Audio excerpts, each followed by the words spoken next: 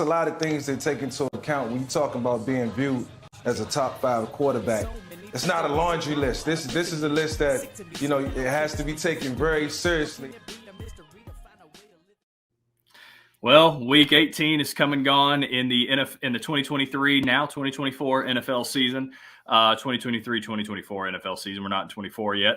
But no, I mean, you had a bunch of potential playoff matchups, a lot of high stakes, and what quarterbacks ended up coming to play in a bunch of backup games too. Maybe some of these backups made this list. Who knows? But let's get into my honorable mentions for Week 18. So my honorable mention number 1 is Carson Wentz. Honorable mention number 2, Mason Rudolph. And honorable mention number 3, Kyler Murray. So those are 3 guys that don't make my top list. And then I'll even throw Aiden O'Connell in there as well, because I think Aiden O'Connell played fairly well. But anyway, let's get into my top 5 list for Week 18. Starting out at number 5, Jordan Love. Jordan Love had a 128.6 QBR, 27 of 32 for 316 yards and 2 touchdowns. Jordan Love continues to soak up what Green Bay's doing in how they develop quarterbacks. And I say this every single week he's on my top 5 list. But the Favre and Rodgers type mannerisms of him being able to have the ability to fit the ball in tight windows while falling back or contorting his body in a different way, it's very impressive. And some of the throws that he makes are some of the most impressive throws I see week in, week out. Love came through whenever his number was called upon, and the Packers asked him to make plays. Now, obviously, the run game was working for him too, but Love truly did make some plays for Green Bay in that win that they had to have against Chicago to go ahead and move on to the postseason. He made big plays when he was called upon, and he moves on to the postseason. So great Week 18 performance for Jordan Love, and that's why he's number 5 on my list. Moving on to number 4, Dak Prescott. Dak Prescott had 124.4 QBR, 31 of 36 for 279 yards, 4 touchdowns and the interception. Dak Prescott this week was a red zone or a score zone maestro. He directed traffic brilliantly against the Commanders. I know it is the Commanders, but he still directed traffic brilliantly against them. The early tip pass interception hurt the QBR, obviously, and hurt the stat line. But I think Dak still played one of his best weeks of football all year. After the interception was out, it was a tip pass interception. You can't really blame those on those, especially if it's in the area of the receiver. But that was more of a tip pass from the defensive line and then picked off. So, but he still played a very free-flowing, crisp game heading into the postseason. And obviously, Dallas Cowboys fans, while I'm here in Dallas-Fort Worth, have a lot of high expectations for this Cowboys team. They're going to need to rely on him and CeeDee Lamb this postseason. And so he's going to need to continue to play like this if the Cowboys want to hold up another championship ring or hold up a Super Bowl Lombardi trophy and bring another championship to Dallas. Moving on to number 3, Jared Goff. Jared Goff had 124.5 QBR, 23 of 32 for 320 yards and 2 touchdowns. Goff came out and attacked the Vikings defense early with 2 amazing deep shots in the early part of the game to open up that run and play action game, which they're so good at anyway.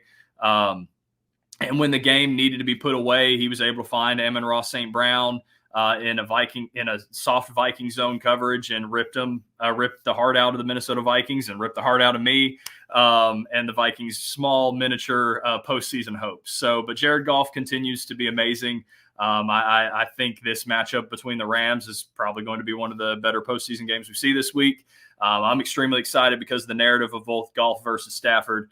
But no, Jared Goff's going to have to continue to play like this, if not maybe do a little more in the air than what he did falling at my number 3 guy this week to move them on against this Rams team that is getting kind of hot. But moving on to number 2 for Week 18, number 2, C.J. Stroud. C.J. Stroud had 134.1 QBR, 20 of 26 for 254 yards and 2 touchdowns. CJ's biggest plays were on the most crucial downs, the 3rd downs and 4th downs. He hung in the pocket multiple times, took shots, he reset his feet and delivered strikes on 3rd downs.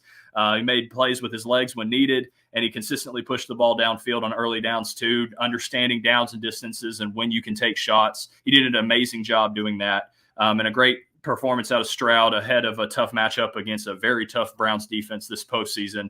I think if CJ Stroud brings it like this, Cleveland might be on quote unquote upset watch. But I do think Cleveland might have the upper hand. But if CJ Stroud plays like this, you never know what can happen. But then moving on to my number one quarterback for Week 18, everybody in the Facebook chat and our little show probably predicted it. You definitely predicted it because nobody ended up topping it. But number one, Derek Carr. Derek Carr had a 145.5 QBR, 22 of 28 for 264 yards and 4 touchdowns. Didn't have any interceptions at all. Derek Carr called head top multiple times this week. Took advantage of the Falcons playing man-to-man coverage on third down consistently. Was able to take shots, and Derek Carr is one of the best deep ball throwers in the NFL. And he made those shots count. I mean, you miss 100% of the shots you don't take. Well, Derek Carr took shot after shot after shot, and every single one of them seemed to be landing on this much improved Falcons defense. But Derek Carr still made plays. The Saints are not in the postseason, even though they went ahead and dominated Atlanta like that. So I'm happy that they're not in the postseason. But Derek Carr in that performance definitely deserves the number one quarterback of Week 18. So if you like this list, or you want to add guys to it, you want to comment, say that I'm terrible, I'm stupid, whatever, and I miss so-and-so, go ahead and leave that in the comments, and we'll go debate it. I know a couple people have commented before and said that I suck or that this list is terrible, but then you never give me the reason why. So let's actually go debate it. Let's talk about it in the comment section. Give me your list, and I'll give you the reason why my guys are there, or you can give me the reason why your guys need to be in that too. So, but anyway, go leave a comment, go leave a like on this stream or the video whenever you go back and watch it. But we got a postseason coming up. We'll probably still have quarterback performances there. Maybe I'll even do my top 3 because there's less teams. And then here coming towards the end of the year, obviously I'll put together my top 5 quarterbacks of the entire 2023 season using my rankings and where they fell weeks 1 through 18. So make sure you stay tuned for that. But with that being said, that's quarterback list for week